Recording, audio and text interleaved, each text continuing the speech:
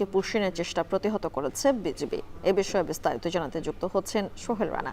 রানা, সীমান্তে এখন কি অবস্থা?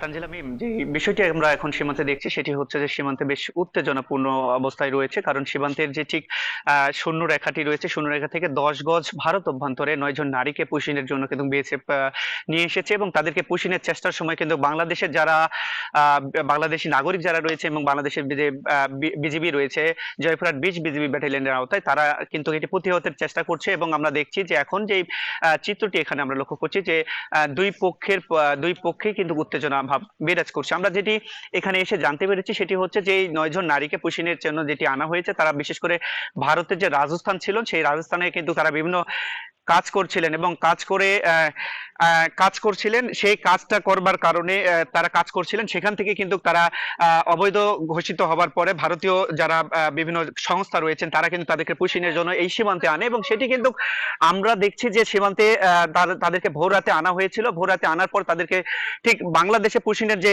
চেষ্টা করা হয়, তখন কিন্তু এখানকার যারা নাগরিক রয়েছেন তারা সেটি টের পায়, এবং টের পাওয়ার পর এখানকার যে ভাইগড় বিজিবির যে ক্যাম্প রয়েছে সেই ক্যাম্পের যারা সদস্য রয়েছেন তাদেরকে খবর দেয়, এবং সদস্যকে খবর দিলে এখানে বিজিবি সদস্যরা এসে সেটি প্রতিহত করে। এখন পর্যন্ত যে চিত্রটি আমরা দেখছি, আপনি দেখতে পাচ্ছেন ঠিক এই যে বাঁধঝাড়টি রয়েছে, বাঁধঝাড়ের ঠিক 50 গজ কিন্তু পিছনেই কিন্তু এই ঘটনাটি ঘটেছে, এবং এখন পর্যন্ত সেই 9 জন নারী কিন্তু সীমান্তের শূন্য রেখায় অবস্থান করছে, এবং বিজিবি বিএসএফ এর পক্ষে কিন্তু উত্তেজনা বিরাজ করছে।